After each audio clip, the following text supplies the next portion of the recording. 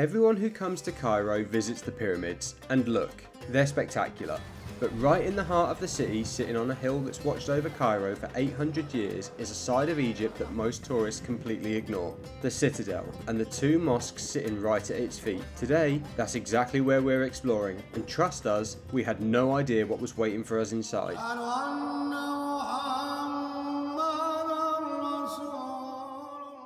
Our journey begins at the legendary Saladin Citadel of Cairo, a fortress that has stood watch over the city for centuries.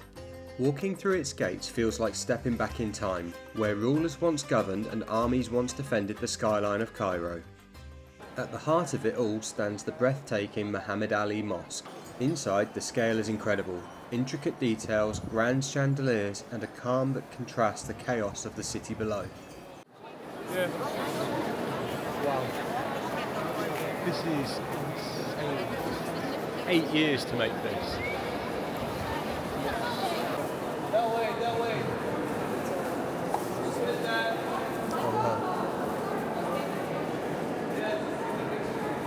I'm guessing that's always closed off. Yes. Wow.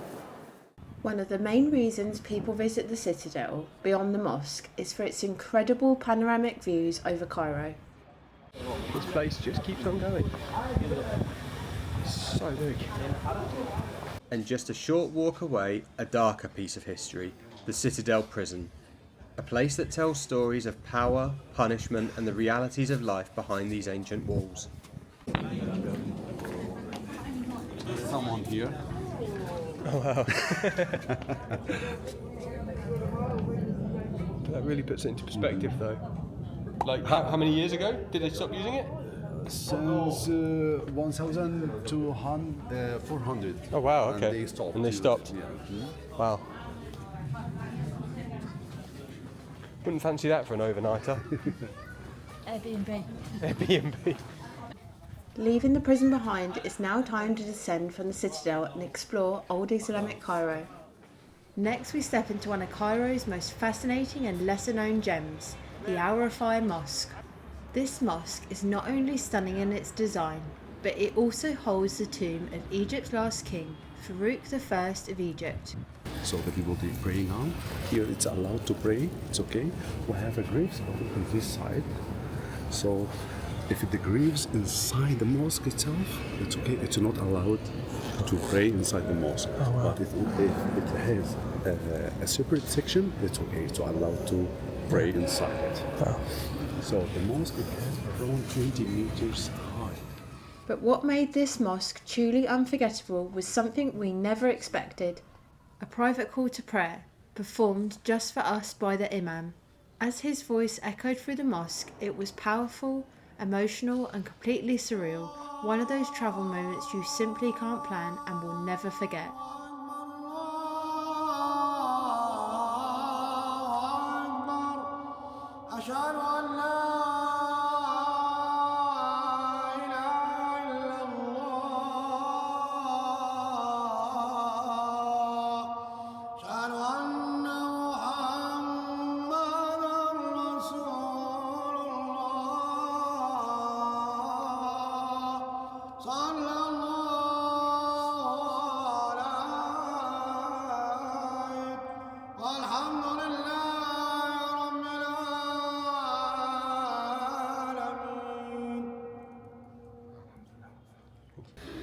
Because this mosque is called Al-Rifa'i Mosque because of this sheikh or the imam. What's with the light? The green. Green light as a symbol for he's a good man. He was very useful for the people. Give them like many advices. He was close to the cat. Have a look to the cats here. He sat beside the stones. And they are black. Get in here.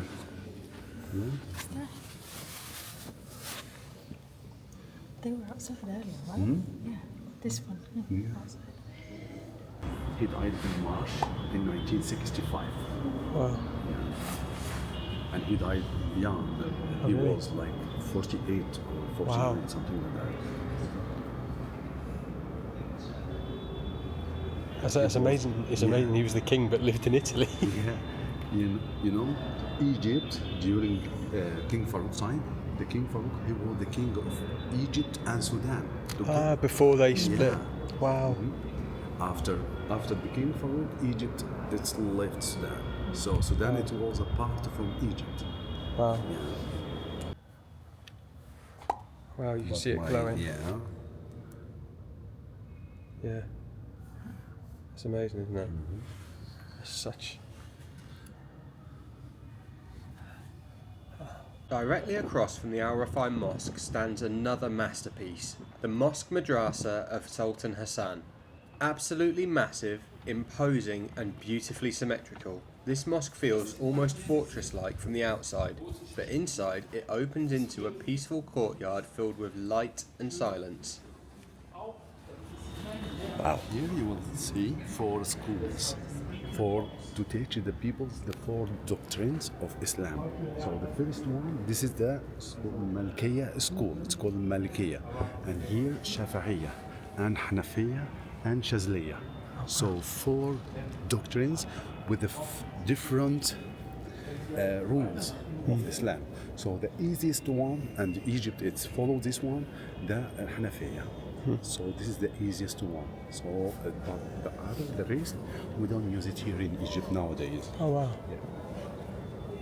It's a place that makes you pause and really take it all in and appreciate the sheer scale and craftsmanship of Islamic architecture. It feels like a world away from the chaos of Cairo outside, something to really treasure in the moment. It's decorated by the alabaster, as you see, and the Yeah. marble. Granite. Leaving the peace and tranquility of the Madrasa of Sultan Hassan behind, it's time to step into the energy of bustling Al-Muizz Street.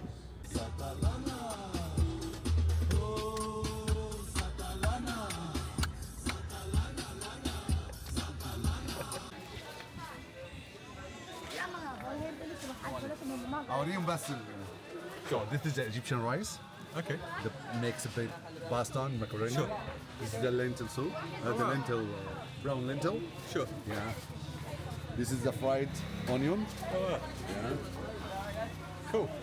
Let's get some in a little bit. Here, this is hawashi. What is it, sorry? Hawashi. This is the Egyptian bread, and they put it inside it like ground beef. Okay. Yeah, and then they grilled it. This is also pizza. Whilst walking through Al-Muizz Street, we actually had a funny little incident with a group of local girls. As it turns out, you should probably Google what your name means in Arabic before you go to Egypt.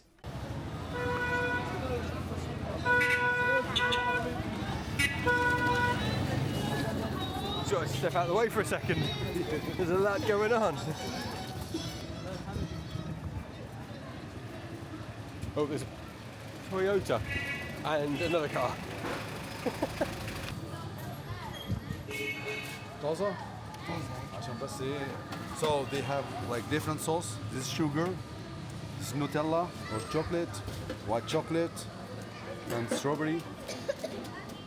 This one is enough. Can we get some? Yeah. How would you have it? Original. This is the original. Original.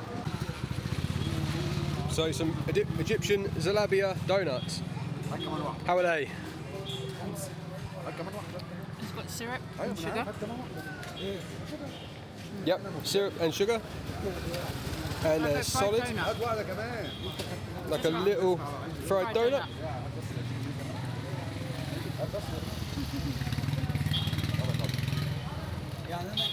They're really good.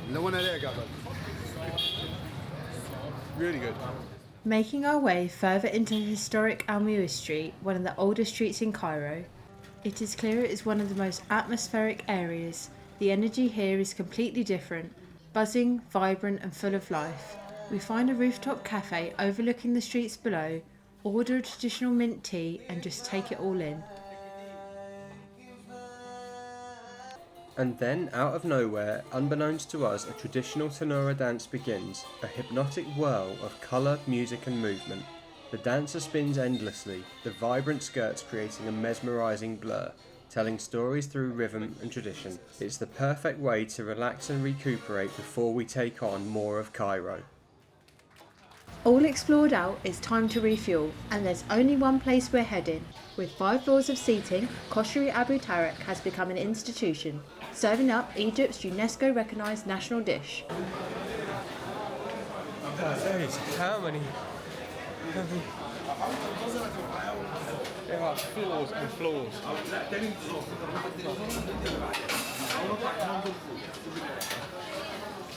Want to check the next floor? Check next floor? Yeah. Let's do it. Absolutely. Very popular.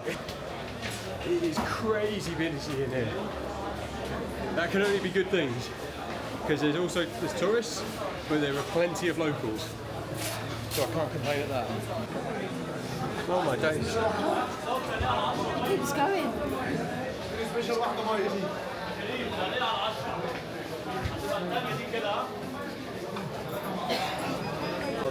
Egyptian whiskey. Only mix.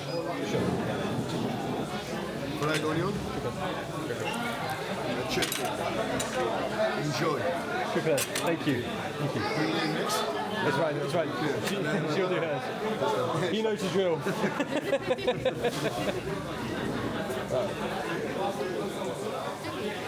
That lentils.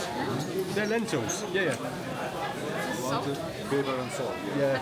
Pepper and salt mixed. That smells divine. Yeah.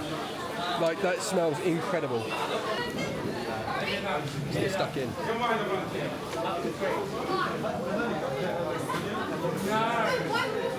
That is really good. Wow. I can see why. That's now a national dish. You need more?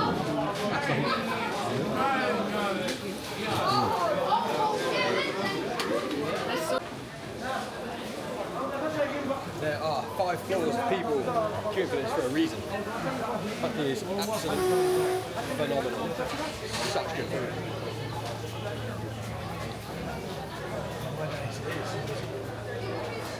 There is a constant stream of people.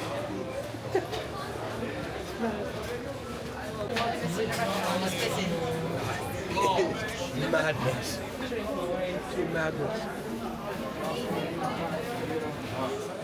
As it turns out, leaving Abu Tarek is just as much of a challenge as getting in, with a constant queue, but it was totally worth it. Okay guys, here's some top tips for visiting downtown Cairo. First up, make sure to give yourself plenty of time here. There's so much to see and explore, we actually had to come back over 2 days just to get it all in. When exploring Islamic Cairo, be mindful of local customs, remove your shoes before entering mosques, keep your voice low, and for women, be sure to cover your hair as a sign of respect. Some mosques are more relaxed, and some provide head coverings if you need them.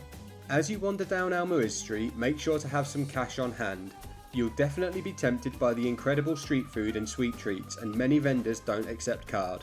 If the energy gets a little overwhelming, head to one of the rooftop cafes.